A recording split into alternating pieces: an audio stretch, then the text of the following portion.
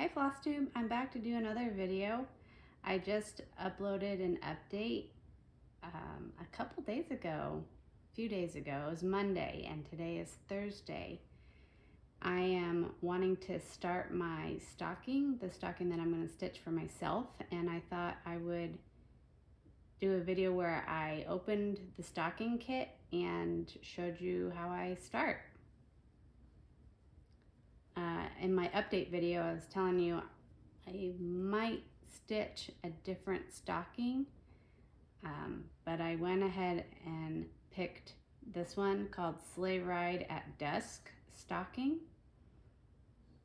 The reason I picked this one is because I really love this tree right here, and also I really like the name banner with the silver zigzag stitches, and also it kind of goes with the night theme of some of my other stockings I already have on the mantle. The whole theme is just really cute. I was thinking about stitching this one as well. I have in my stash. I got off of eBay because it's out of print and I really love it. I even bought it for more than the kits cost on 1, 2, 3 Stitch, but I can't even remember how much I paid. It wasn't a terrible amount of money, but it's very similar because they're both winter scenes with architecture. I love this Victorian house, and you know, people doing different things in the winter. But maybe I'll stitch it for somebody else down the road. Okay, so this is a stocking that I'm working with tonight. It is a Dimensions Gold Collection stocking, and it's called Sleigh Ride at Dusk stocking, designed by Nikki Boehme. I don't know if I'm saying that right. It's spelled B-O-E-H-M-E. There it says there is half cross stitch used in this design for artistic effect, and it will be 16 inches long. That's what it says on the front. And there should be a needle in it. It comes with everything you need. This is what it looks like on the back before it's opened. It says kit contains wool yarn, cotton thread, metallic thread, 16 count dove gray cotton Aida, polyester felt for the backing, thread palette, needle, and easy instructions with an alphabet. Okay, so bear with me, I'm going to open it now. Might be noisy. That's the tape.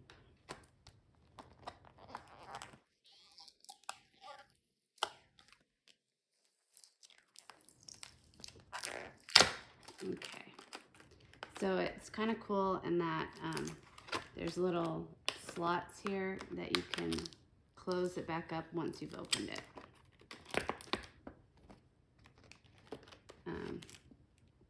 Right here. I don't know if that was in the shot.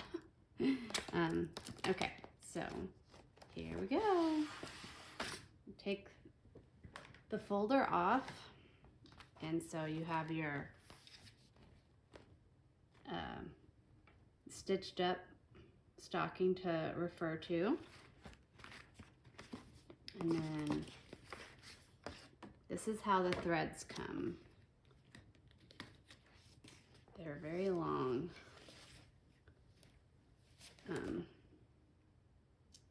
So you get a couple thread organizers, thread cards with your numbers on there, like so.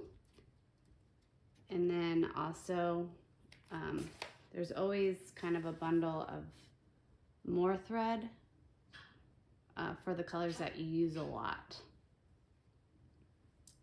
And they all have a little tag on them to tell you the number. And here is the felt backing if you wanted to use that as your back. I always do my own type of FFOing. I follow Nell at Little Yellow House Crafts video tutorial on how to do that. So I don't use this. This can be used for, I save it for other things like covering a scroll rod or something like that. It's a nice piece of felt. Here is the fabric. So it's a nice blue, light blue color, and it's an Aida. I do like to use the Aida that comes with because I do want there to be a little bit more sturdiness to the fabric since it is a stocking and it's going to be used throughout the years. I don't want it to be too flimsy. Okay, and then these are the two guides that you get. It tells you how to begin, how to even stitch if you're a brand new cross stitcher. It shows you how you can prevent the edges from fraying by overcasting the edges, marking the center. Be careful not to open the front. If I open it up, that's the chart basically. These are the directions in a different language. I don't know what language, but. And then this is the directions on how to finish the stocking. And also all the different types of stitching you're going to be using. So the cross stitch, half cross stitch, couching, side by side couching, French knots, and even doing a bow. So that's kind of cool. And then there's more, I'm sure, of, well, inside here is the alphabet. And then it's your color key. So I guess the whole stocking is just inside one page. Yeah, so inside one page. And that's actually where my needles are. Found them. They are here. But this is how the color key looks.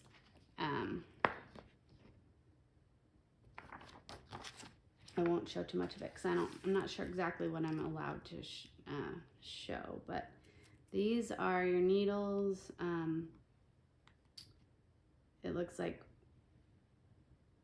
I don't even know why you get two needles on this. Let's see. Oh, the smaller eye when you're doing the couching, when you're tacking down couching. And then the larger eye gets all the stitching. So I'm just gonna set those aside for right now. I have my Q-snap in front of me, and it's setting on my Dubco lap stand that I like to use. This isn't my normal spot that I would use this stand, but this is a really great stand. You can adjust it for the legs to go wider and go higher or lower. But right now I really want to use this area to stitch, so this is going to be perfect. So to start, I will, right now it's folded with very off center. So that's not where you want to be. You're going to want to find the very center of the fabric. So what I'm going to do is, actually I'm first going to open my needle with the larger eye so I can mark it.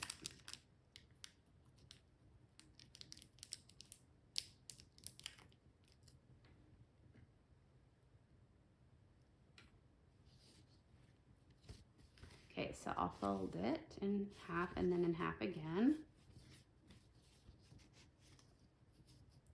It's very stiff fabric.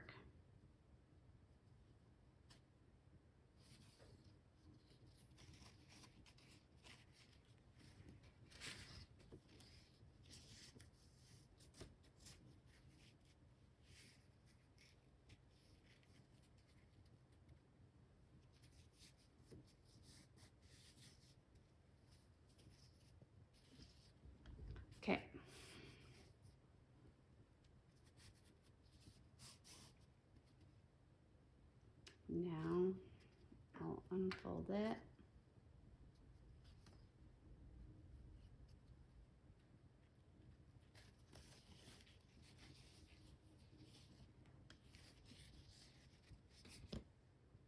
Does not matter which side that you start on.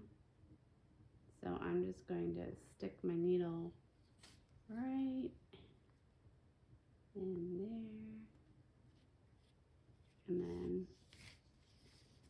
come back through so it stays. And then from here I need to find where I want, probably right around here is where I want my Q-snap to go. So I'm going to try to make this as straight as possible.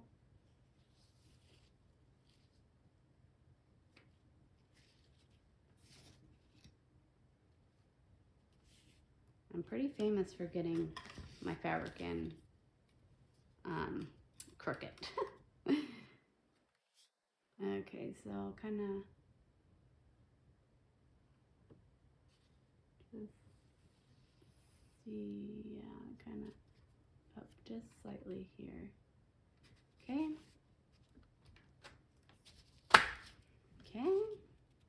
And then bring it around.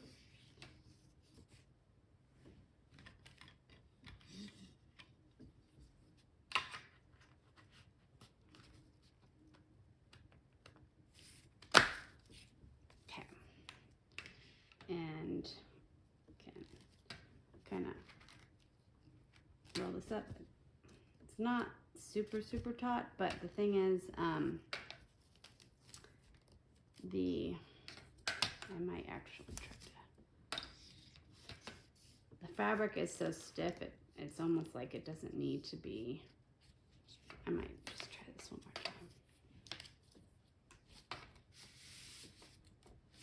I don't know how people pull those off by just grabbing them, because I can't. Okay. I'm going to turn it around and do it this way instead.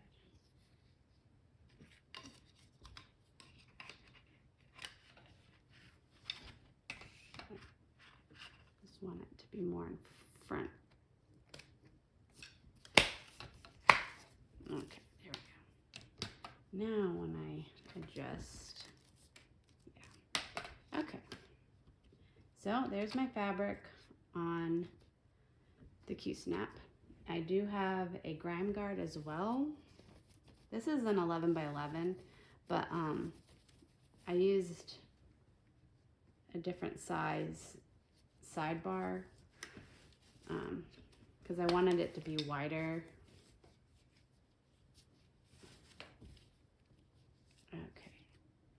So then what I'll do is I can tuck some of this extra fabric underneath the Q-snap so that it's not in my way at all.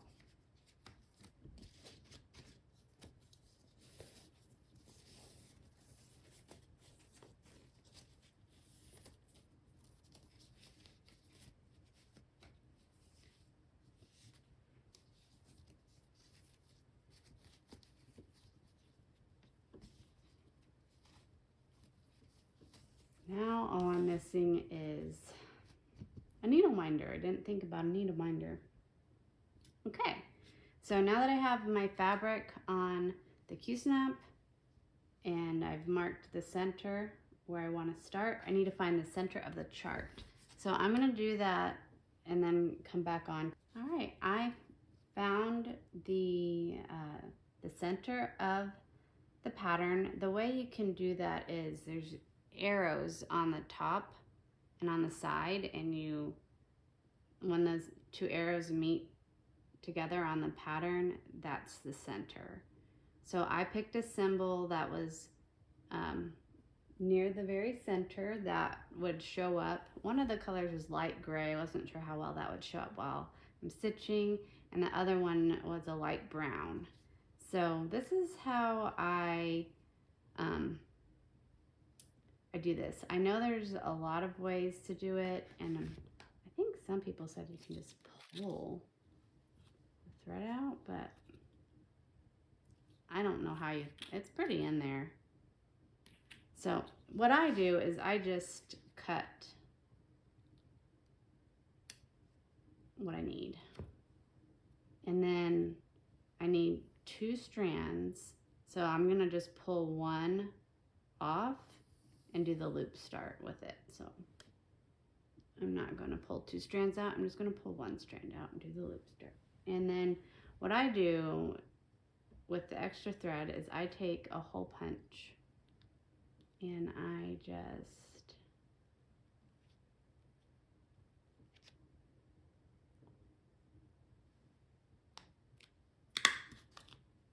make a hole, and then I put my other thread in this hole like it's a thread drop, I guess you could say. It does get a little messy at times, but every once in a while you can just kind of comb through your threads, and it works for me. I know a lot of people will take time to really organize their threads prior to starting, but I always just want to get started. All right, so I will do the loop start method. So I'm gonna grab both the ends of the thread.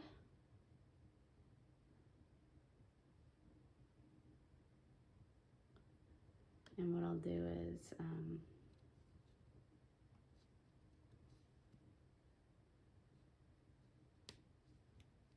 I can kind of see where that hole is. So thread my needle.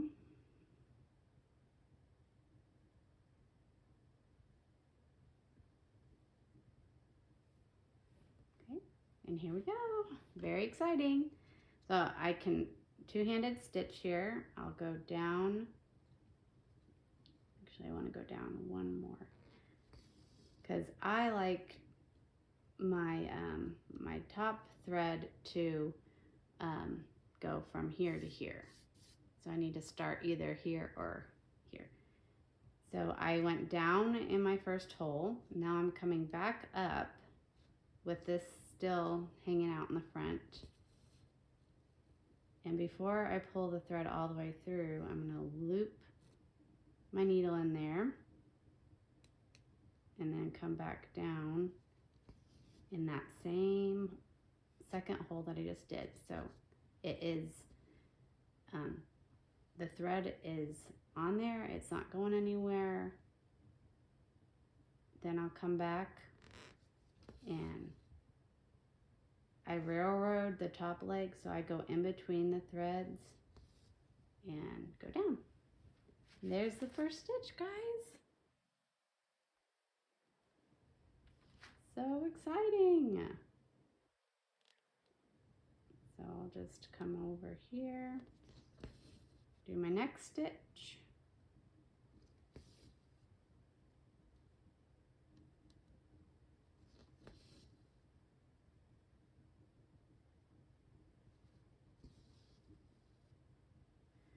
So I have no idea how this video is going to turn out because I've never done a video like this.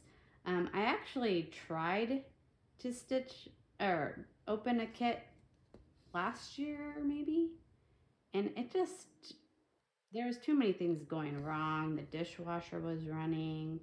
I didn't have the camera in a great place. So I'm really hoping this one turns out.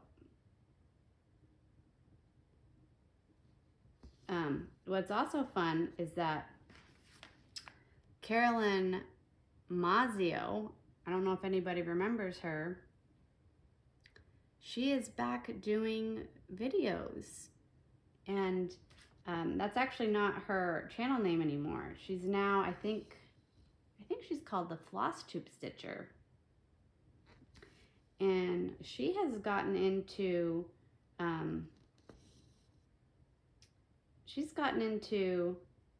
stockings. I guess she's stitched a lot in just 1 year, but I've always been amazed by how fast she can stitch. Anyhow, she mentioned how she is gonna do an unboxing of a Dimensions Gold kit, and I thought, oh my goodness, that's what I want to do as well. So if you watch her, you're gonna get to see 2 Dimensions Gold unboxings of their kits. I guess opening of a kit. I'm so glad that she's back. I loved all of her videos.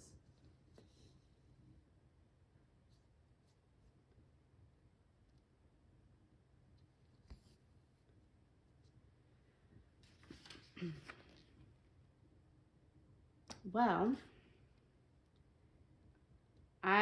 this is my second new start for the year. I joined the Teresa Made Me Do It Sal. I don't know if you've heard of it, but Teresa Little Stitcher, she has a channel and she does live streams. And somehow, I don't watch all the live streams, but I've watched part of some of them, and I watch her update videos. But somehow, during one of her live streams, they decided to do what they were naming a Fancy Lady Sal. And it could be any fancy woman, fancy man, fancy something, and you start it on the new year. That's pretty much the Sal. And they have a Facebook group and everything. And I had planned to start my Celtic Winter by Lavender and Lace. So I thought, why don't I join the Sal? Because again, that's another thing I haven't done. I'm trying to do new things, different things. And I don't normally join Sals.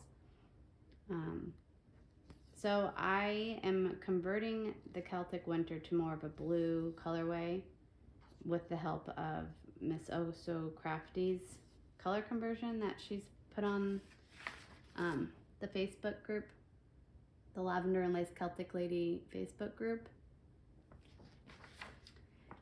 And I finally got myself all ready to start with the different colors, because I kind of changed the blues a little bit. And I was just having a heck of a time figuring out what to do. I mean, I almost started this project last year, but I was too stressed about what I chose for the colors, and with what I had going on in life, I thought, you know what, I don't need to be trying to figure out a color conversion right now. So I didn't start it last year, and I did this year. And the problem was I started it on a fabric that I thought would be okay maybe, but it was just a little too dark and a little too blue. And I had ordered something to be a little lighter, but it had like a green tint to it. And I thought, I don't want a green tint. If anything, I want a light gray with a slightly blue tint, not a green tint. So I didn't use that fabric. I used the other one that I felt was maybe too dark, and it was. I stitched a couple colors on it, and I just don't like it. So I stitched for about 20 minutes on it, maybe 30 minutes on it, and decided to put it up. And I went on an order binge. I ordered a bunch of fabric for not only that project, but some other things. So that was my other start, which is going to have to be a restart. And it's funny because I was also ordering fabric for, I have the September Sapphire Fairy by Mirabilia. I'm stitching that for my daughter. And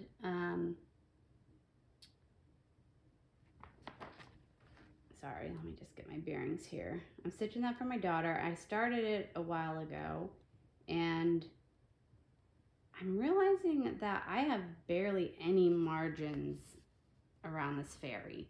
I think I thought it was supposed to be like a really small fairy, and I didn't give it enough thought, I guess, when I started it. I don't know. I can't remember what I was thinking at the time. But really, I need a bigger piece of fabric. I think it will fit, but there's going to be barely any margins, and I don't know. I don't want to stitch too much more on it, only for me to like not know how to finish it because there's not enough room on the sides. So that's going to be another restart. So I was also shopping for fabric for that that pattern, and it turns out that what's her name? The Stitchin' Pharmer. Stitchin' Pharmer, like Pharmer. Elena, I think her name is. She also had a daughter born in the same month, same year as I do. And she also is stitching the September Sapphire Fairy. And she has to restart it because I think she doesn't like the fabric it's on, I believe. So she, like the same day that I'm sitting there making this order on 1, 2, 3 Stitch, she posted on Instagram to do a sal for the September Sapphire Fairy. And anybody who wants to join can join. And I'm like, oh my gosh, that's so funny, because she even said that she's restarting it. And I'm like, well, I'm restarting it, and but I don't have my fabric yet, but once I get my fabric, I will join the sal with you. So that's kind of fun. It's I love her channel. I'm always just so amazed at how many projects we have in common, and just different random things we have in common. I think we're like even the same age. So I really love her channel, and I love everything that she chooses to stitch. Okay, I'm a little twisted up here.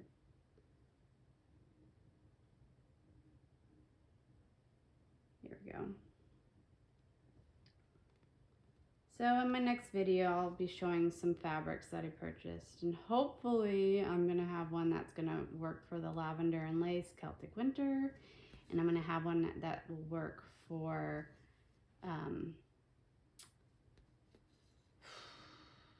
the September Sapphire Fairy.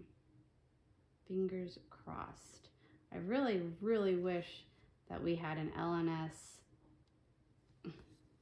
nearby that had a lot of fabric to choose from, so you could see it before you buy it, because it just can turn out so different in person than what is online.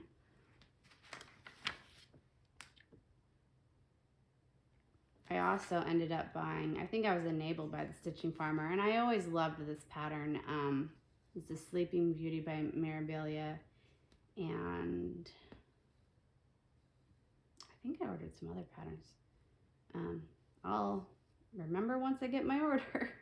It was one of those like stressful days where I just had so much to do at all times, and I really just wanted the fabric, and I don't know, I was just, I bought it was like a shopping therapy for me. I bought a lot of stuff.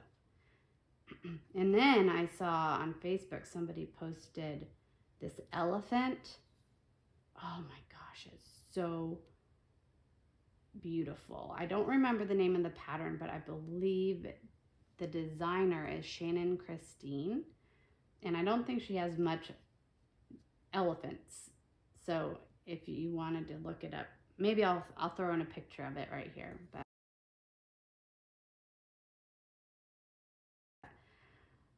it is gorgeous. So I put that on my wish list when I saw that. There's metallic threads, and then there's beads all in it. And I was looking on 1, 2, 3 Stitch, and it only shows you the DMCs and the metallics used, and then it says something like mock up or stitch up is used beads.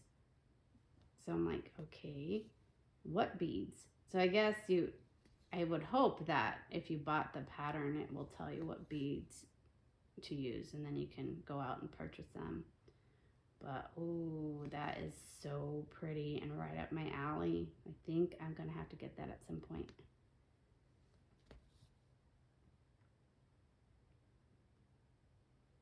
Okay, well, I just want to thank everybody for tuning in and watching. I really hope that this was good quality. I mean, I have no idea. I'm not very good with like video techie stuff.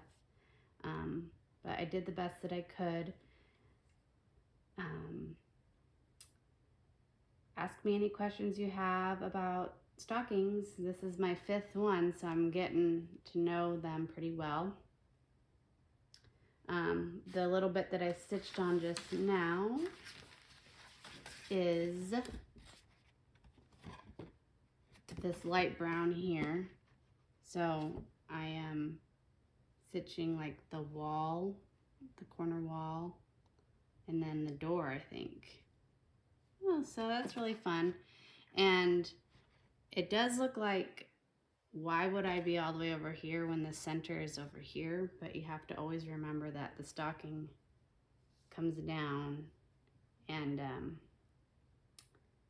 the toe of the stocking needs room over here. So I remember that freaked me out one time in the very beginning. I thought I was totally off, but then I thought, oh wait, I do need to have room over here for the toe of the stocking. All right, well, thank you again so much for watching. Please like and subscribe, and happy stitching.